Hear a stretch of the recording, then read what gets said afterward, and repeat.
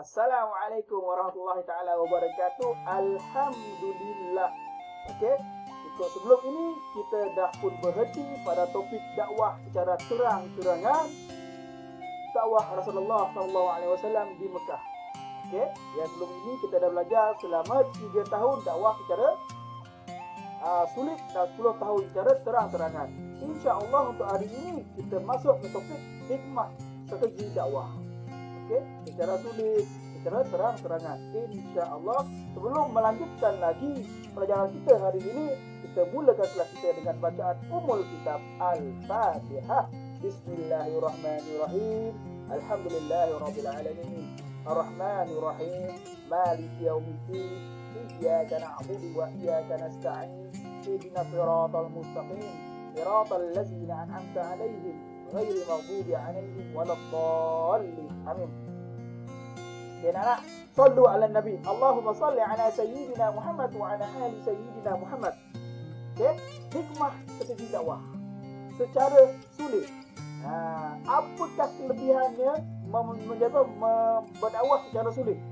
Okay, kita tengok apa kelebihannya, apa keistimewaannya. Yang pertama, memantapkan akidah umat Islam yang masih baru dengan ajaran Islam. Okay, secara sulit ini adalah bagi menjadikan akidah okay, orang Islam yang baru masuk Islam ini lebih kuat. Tidak ada orang kacau. Okay, kalaulah ketika itu okay, baru Islam dikenalkan dan sudah pun dibuat secara terang-terangan, okay, nescaya okay, confirm orang kafir takkan terima dan ganggu gugat. Okay, ganggu gugat dakwah Islam. Akibatnya orang yang baru memulai Islam boleh menolak Islam kerana takut dengan ugutan orang kafir Quraisy pada ketika itu. Namun dengan adanya masa yang lama, akidah mereka kuat dan akhirnya mereka tidak goyah, iman mereka tidak goyah. Itu kenapa perlunya strategi secara sulit, dakwah secara sulit. Okay. Nombor 2, memastikan ajaran Islam dapat diterima tanpa gangguan. Okay. Seperti yang saya kata tadi itu, okay, supaya orang kafir Quraisy ketika itu tidak mengganggu, okay, orang Islam yang sedang beribadat, yang masih baru dalam Islam. Bila tiada gangguan, maka insya-Allah hati makin kuat dengan iman kepada Allah Subhanahu wa taala. Okey, insya-Allah anak-anak. Nombor 3. Okey, kenapa? Ialah sebab untuk kemaslahatan dan menyelamatkan nyawa umat Islam yang menjadi penggerak dakwah. Bayangkan kalau kantoi ataupun bahasa bimbang ni, kalau kedapatan berdakwah, kalau kedapatan saja confirm kena bunuh. Orang jahiliah ketika itu bukan main-main, main bunuh aja, main seksa aja. Okey, kejam. Okey, kalau itu yang berlaku, orang yang berdakwah tidak akan selamat. Okay, anak-anak, oleh itu kenapa secara sulit? Kerana untuk menjaga kemaslahatan dan menyelamatkan nyawa orang Islam yang menjadi penggerak dakwah. Kemaslahatan bermaksud keselamatan jugalah. Okey, kesejahteraan. Begitu. Okey, maksud dia. Kita tengok seterusnya. Hikmah strategi dakwah secara terang-terangan. Ada 2. Okey. Yang pertama, menyuntik dakwah, menyuntik semangat dakwah dalam diri umat Islam. Okay. Menyuntik semangat dakwah dalam diri umat Islam. Baik. Bermula dengan secara sulit 3 tahun. Lama terperap. Okey. Dah semangat dah ni. Okey, dah semangat dah ni. Okey, bila Rasulullah mengatakan kita berdakwah secara terang-terangan, maka orang yang dah ada imannya, yang dah kuat imannya, berkobar-kobar untuk meluaskan dakwah Islam. Okay, itulah yang berlaku di Mekah pada ketika itu. Berkobar-kobar orang Islam menyebarkan dakwah Islam.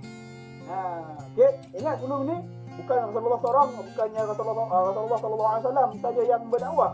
Okay, ada para sahabat yang sudah pun berdakwah. Antaranya Sayyidina Abu Bakar yang telah berjaya mengislamkan Utsman Affan dan Abdurrahman bin Auf. Begitu.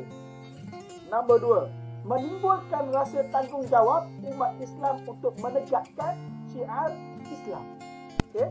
Maksudnya dengan adanya secara terang-terangan, okey, Islam ini disebarkan, okey, maksudnya masing-masing orang Islam akan rasa tanggungjawab dia untuk menyebarkan dakwah Islam. Seperti mana kita sekarang ni anak-anak. Okey, dakwah Islam tak semestinya kepada orang yang bukan Islam. Okey, dakwah Islam boleh juga kepada ahli keluarga kita sendiri. Okey, mungkin ada dalam kalangan keluarga kita yang tidak mengabaikan perintah Allah. Contohnya tidak solat, okey, tidak solat, tidak puasa. Kita boleh ajak mereka, jom solat bang, jom solat dek, gitu. Itu pun dakwah juga, insya-Allah. Okey, tanggungjawab kita sebagai orang yang tahu untuk membetulkan yang salah. Okey anak-anak, ingat, semak dalam diri kita ini tanggungjawab untuk menegakkan syiar Islam. Jangan hanya suka melihat benda yang salah. Betulkan anak, betulkan. InsyaAllah. Boleh? Alright. Kita teruskan. Baik. Ini dia. Faktor penentangan musyrikin Mekah. Confirm orang musyrikin Mekah menentang Islam. Confirm. Okey? Banyak sebab dia. Ini faktor dia. Antaranya ada 4. Okey? Banyak sebenarnya. Baik, pertama, mereka berpegang kuat dengan kepercayaan nenek moyang agama mereka, iaitu percaya kepada Tuhan yang berbilang. Ingat, Tuhan orang jahiliah bukan satu, bukan dua, banyak. Ada Tuhan patung, ada Tuhan macam-macam lah. Yang saya kata itu, ada ukir patung batu jadi patung sembah, ada yang buat patung daripada buah kurma, bila lapar makan yang itu. Okey, macam-macam. Okey. Bila hujan ni pula, berhujan pula. Macam mana berhujan ni? Okey, macam-macam pegangan agama dia tu. Okey. Jangan anak-anak ingat Tuhan kita cuma satu, Allah Subhanahu Wa Taala. Jangan lupakan zikir la ilaha illallah. La ilaha illallah. Tiada Tuhan yang disembah melainkan Allah. Okay? Muhammad Rasulullah. Dan Muhammad itu adalah pesuruh Allah, Rasulullah. Okay, anak-anak? Baik. Yang kedua, anak-anak. Kenapa orang musyrikin Mekah menentang Islam? Mereka berpegang kuat dengan semangat perkauman As-Sabiyah. Okay? Dan sosial mengamalkan perhambaan. Ingat, dalam Islam hamba hanyalah kita kepada Allah. Dalam Islam kita adalah hamba kepada Allah. Okay, anak, bukan hamba kepada manusia. Begitu. Orang jahiliah, orang kafir Quraisy Mekah pada ketika itu sangat kuat. Okay? Semangat perkauman dia, As-Sabiyah dia sangat kuat. Okay? Hal kecil boleh berperang bertahun-tahun. Begitu. Okay? Penghinaan yang sangat-sangat menghinakan kepada orang yang lemah. Itulah dia semangat As-Sabiyah ketika itu. Okay? Bila ada kabilah-kabilah yang kuat, dia akan meremehkan kabilah-kabilah yang kecil. Kabilah tu apa cikgu? Kabilah tu macam keluarga lah, keluarga yang besar. Okay? Alhamdulillah, Rasulullah sallallahu alaihi wasallam, Nabi Muhammad kita, okay, sallallahu alaihi wasallam dilahirkan dalam kabilah, dalam Bani Hashim. Kabilah yang kuat. Alhamdulillah. Okay, kabilah terkuat di Mekah pada ketika itu. Sebab itulah orang tak kacau dia. Okay, Allah saja merancang semua itu. Faham? Okay, nombor 3. Apakah faktor? Okay, faktornya kenapa mereka menolak Islam? Okay, semula bila adanya Islam melarang semangat perkauman ini. Oleh itu bertentanganlah dengan amalan mereka selalunya, iaitu perkauman tu. Sama juga yang pertama tadi. Okay, Islam melarang banyak Tuhan kerana kita hanya menyembah satu Tuhan, iaitu Allah. Jadi bertentanganlah dengan amalan mereka yang banyak agama itu. Tengok yang 3 pula. Okay, golongan bangsawan dan kaya tidak mahu kehilangan politik kuasa. Ya. Okay, mereka merasakan Nabi Muhammad SAW akan merampas kuasa. Itu pula mereka ni kan. Macam-macam. Okey, mereka takut bila Rasulullah berjaya menyebarkan Islam, Rasulullah akan menjadi ketua di Mekah, merampas kuasa mereka, merampas hak mereka. Mana ada? Okey, Rasulullah bukan orang begitu. Bukan orang sebegitu. Okey? Baik. Dan seterusnya, ini cuma ketakutan orang-orang kaya ketika itulah. Okey, yang tamakkan puasa. Okey, nombor 4. Golongan pengukir, okey, dan peniaga bahala merasakan ekonomi mereka terjejas. Mau tak terjejasnya? Okey, sebab apa? Islam melarang penyembahan berhala. Okey, Islam melarang penyembahan berhala. Confirm.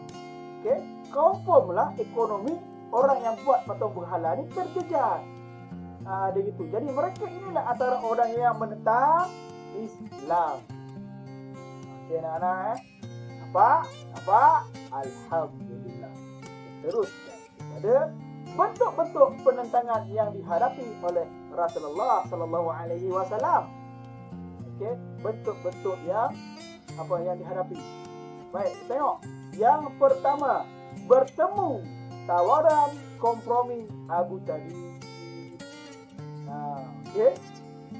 Pada ketika itu Abu Talib, bapa saudara Rasulullah sallallahu alaihi wasallam, okey, diminta oleh orang Quraisy yang lain untuk berjumpa dengan Rasulullah agar sudi untuk berkompromi supayanya Islam itu ditolaklah. Terimalah agama yang dulu-dulu. Bagilah peluang kepada agama bahala mereka. Ataupun katanya kita selang seling. Sekejap kita sembah Allah, sekejap pula kita sembah patung. Begitu. Mestilah tidak. Mesti Rasulullah tolak. Walaupun Abu Talib sendiri yang jumpa. Anak-anak. Nombor 2, anak-anak. Memburuk-burukkan dakwah umat Islam. Orang Quraisy Mekah mengatakan, membawa cerita yang tak betul, yang mengatakan orang Islam itu gila. Mereka pernah mengatakan Rasulullah itu gila, bawa agama-agama yang tak betul. Begitu. Mereka memburuk-burukkan dakwah umat Islam. Nombor 3, apa lagi yang mereka buat? Apa lagi penentangan mereka buat? Mereka menyeksa dan membunuh orang Islam. Seksa sakit dah, bunuh. Ingat. Syahidah yang pertama.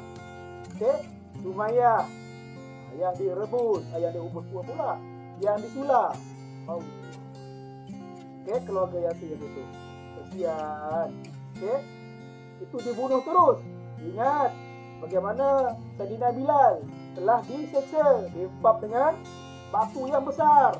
Ini dengan batu yang besar. Bayangkan kalau kita kena dengan batu yang besar. Menakutkan. Tapi Sayyidina Bilal tahan. Di mulutnya hanya ahad. Allah yang satu begitu. Itu maksud dia. Ingat juga Sayyidina Bilal pernah diheret daripada pasir yang panas tu. Diikat kakinya dengan dengan tali, lalu diheret dengan kuda. Allahu Akbar. Begitulah umat Islam zaman dahulu sangat menjaga iman dia. Walaupun kena seksa, tak pernah goyah dirinya daripada taat kepada Islam. Contohi anak-anak. Contohi. Baik. Kita sambung part 3 lepas ini.